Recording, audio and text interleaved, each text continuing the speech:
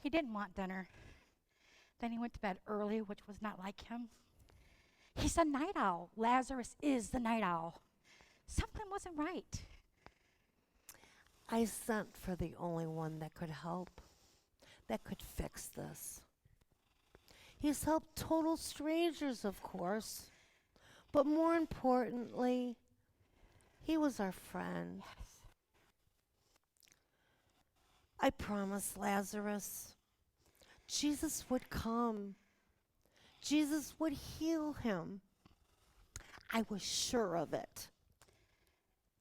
Have you ever had that feeling when you see it in somebody's eyes, when they're letting go just a little bit at a time? Those 4 days were like 4 lifetimes. Everything that I knew about Jesus fell apart.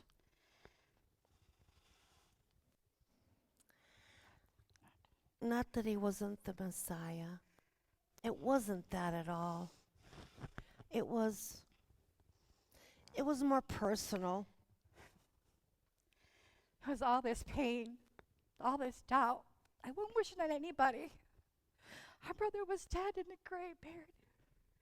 And I said to Jesus, if you'd have just been here, our brother wouldn't have died. But Jesus said to me, didn't I tell you that if you just believe, you would see God's glory? Those 4 days, That gap. that gap, that gap in our lives where God just doesn't make any sense at all. As if God wasn't listening. But I came to realize without those 4 days, before I believed in him, after I believe him, We didn't understand it then. We do now. He doesn't just give life. he is life. Yes. He is the Christ. He's the Son of God who came into this world, and whoever believes in him shall live. Mm.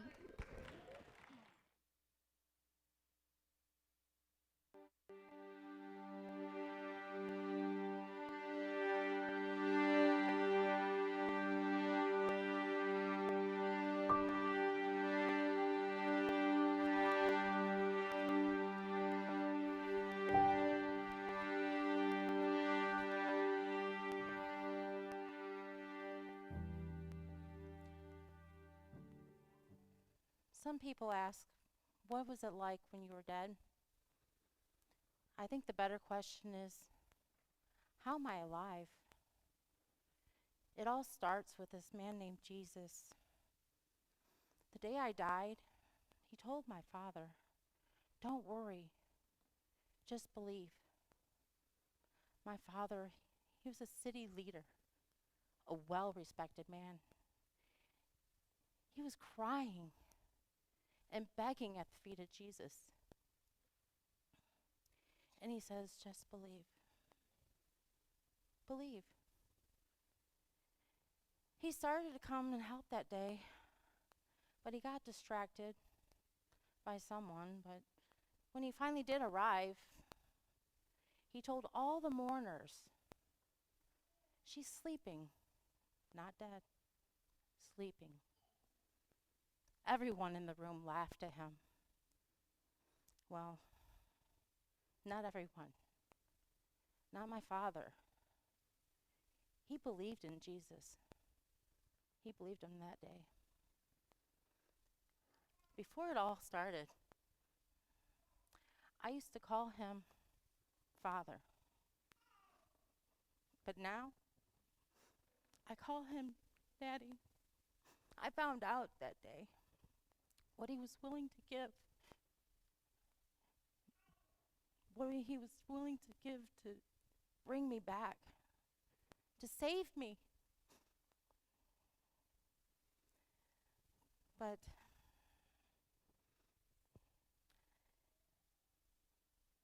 I'll tell you, he was a leader, a well respected man, an important member of society. And he was begging at the feet of the last hope to save his little girl. I also found out that day that Jesus, too, gave up everything that he had, everything he owned.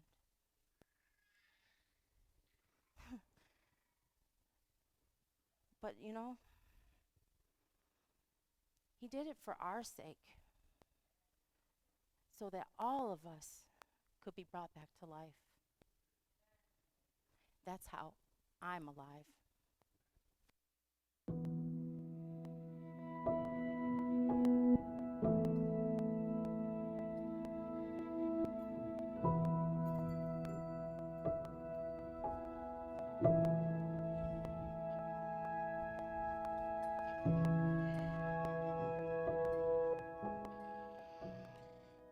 You know, I remember when I was first called a disciple of Jesus. The word itself, disciple, it just felt so strong. All of a sudden, you just realized that you were a part of something so much more bigger than just yourself. But at times, it was tough. It's hard to describe just how disorienting Jesus was back in the day. One minute he can be teaching about the gift of life, and the next minute he's willing to let us all drown in the middle of the sea. Spoiler alert. We didn't drown, but it sure felt like we were going to. And it was at this moment that I realized something. Jesus never really wasted a moment. That he was who he said he was. Which I know begs the question, how any of us could have doubted him in the first place. I tend to be the one who always questions something first because somehow the name doubter has been connected with my name. For the record, I wasn't the only one who doubted him. You know, I just didn't first talk with him when he first met the guys. I just didn't,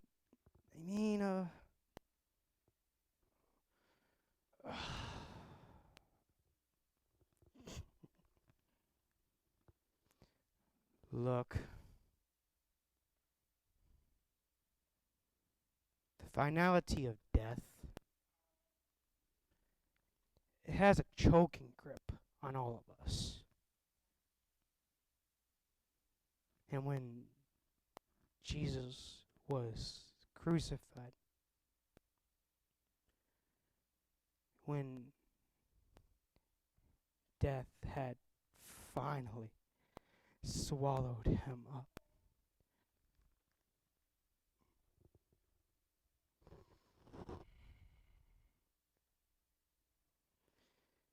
and then Jesus showed me his hands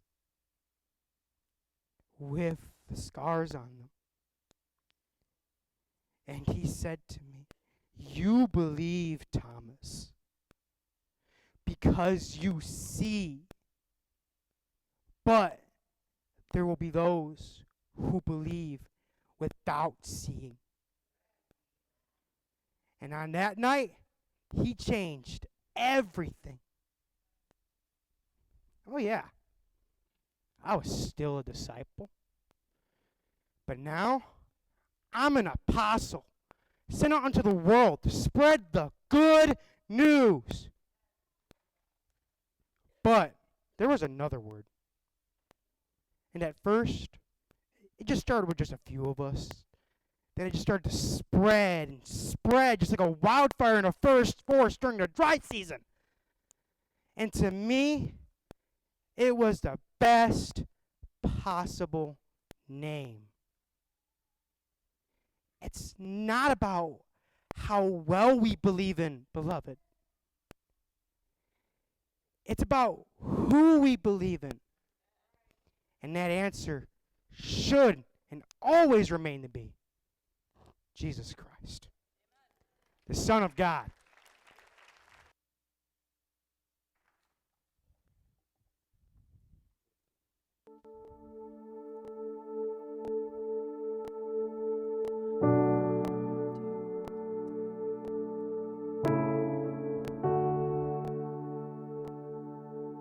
Susanna! Susanna! Come here for a minute. There's something No, leave the lamb. Come here. There's something I need to talk to you about. She's 10 years old now. She's old enough to understand.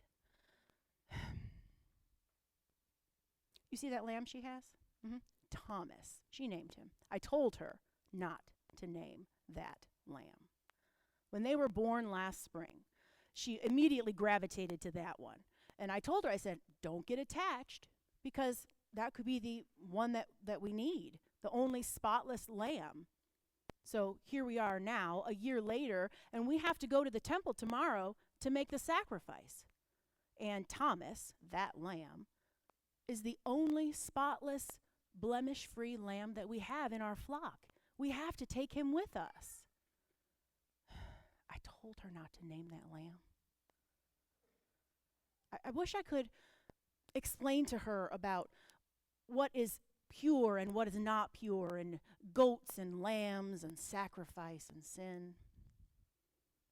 I remember when my dad first had the conversation with me and explained to me about sacrifice and why we do it. And I just looked at him and I said, "How horrible." He looked down at me, kind, sweet, gentle man that my father was, and he said, "That's kind of the point, honey. You see, the innocent sacrifice shows us right in front of our eyes the horror of sin."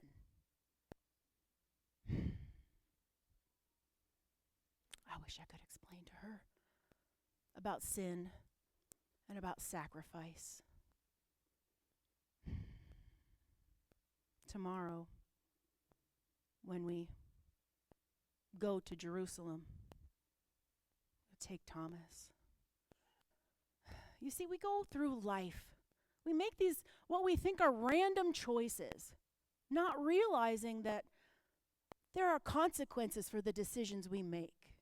There's always a consequence for sin. Sin always ends in pain, in suffering, in death, whether we agree with it or not. And the sad part is, most of the time, the innocent end up paying the price for that sin. The sacrifice shows us this. Sacrifice? How horrible. No, sin, that's what's horrible. We'll enter the city tomorrow and she'll see all the sights and see the bustling city and smell the smells. And then she'll see him. That one man who has healed the sick, caused the lame to walk, the blind to see, the deaf to hear, this final sacrifice that will pay the eternal atonement for our sin, for your sin, for my sin. The horror ends in him.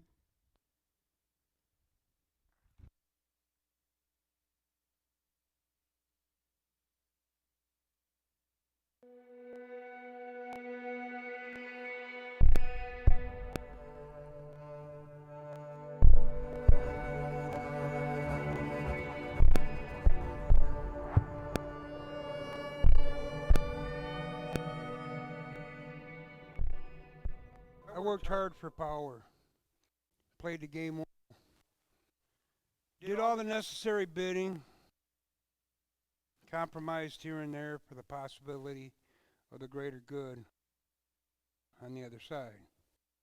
I earned my power. Jesus didn't think so. Remember when they brought him before me? I felt pity for him. He was so quiet, unassuming, unsettling to be around.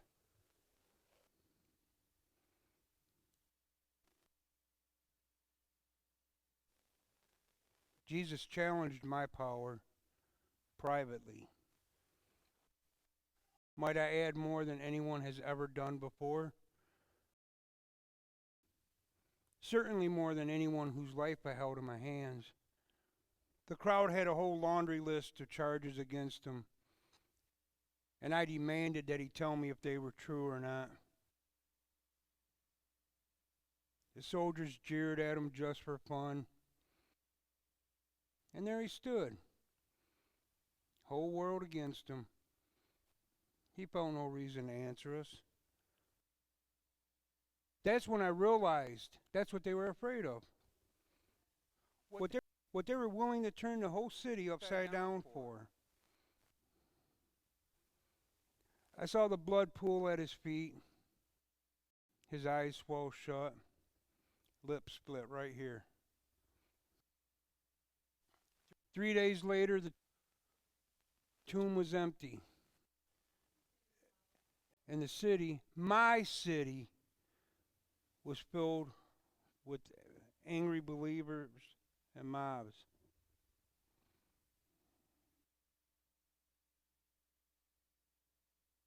I don't call myself a believer,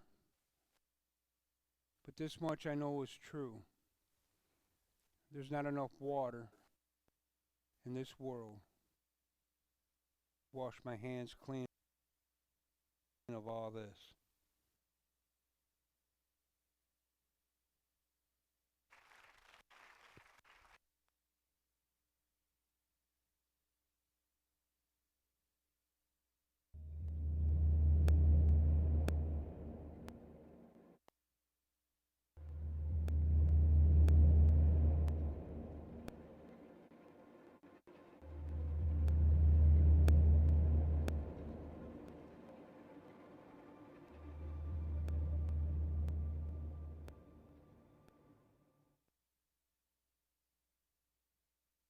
Have you ever had that feeling and realized it was just a little too late?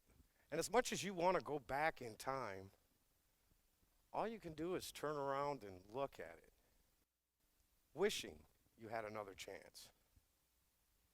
But you don't get it. My pockets are full of those kinds of disappointments. You know, I stood at the foot of the cross that day, nothing but a shell of a man. My heart was so hardened to the emotion, death, and all the gore. In fact, you know, I was the one who nailed him to the cross. Just like I had done to hundreds of thieves and robbers and murderers who came before him. But this man said things. He did things. Life didn't just escape him. He seemed to be the one who chose to let it go. Have you ever had somebody come up to you and say they forgive you and you get all defensive like I don't need forgiveness? And you do one of two things. Either you get angry or you know, this man said, "Father, forgive them, for they know not what they do." As he looked right at me, and then it hit me like a cold, brisk wind. I break people. I break their bones. I nail their hands and I nail their feet. I'm the one who puts the spear in their side. Why should a man need forgiveness for just doing his job and just doing it right? And that's when I realized I'm the one who needs forgiveness. And I stood at the foot of the cross that day. I looked up at that man. And I believed he was and is the Son of God.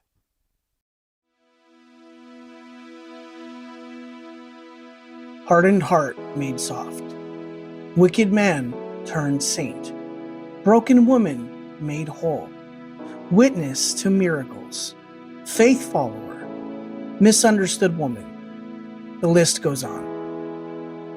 Who you are, your story, and what brought you here today. You've just seen and heard the stories of these witnesses and how they came to Jesus, how they came to faith, how they came to the cross. You see, friend, every life has its own story of how the story of Jesus came, how he revealed himself, how he became real.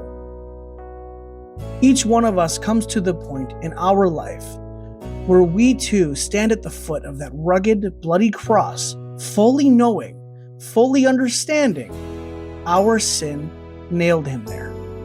Our wrong pressed upon him, but his love held him there. We stand knowing truth, knowing he came, knowing he loved, knowing he offers forgiveness with each painful breath he took, agony. He remained, the one true sacrifice, the one way to heaven. We each stand there looking at him, and each of us must decide, what do we do with Jesus? What do we believe? Who do we say he is? For my friends, the cross was just the beginning.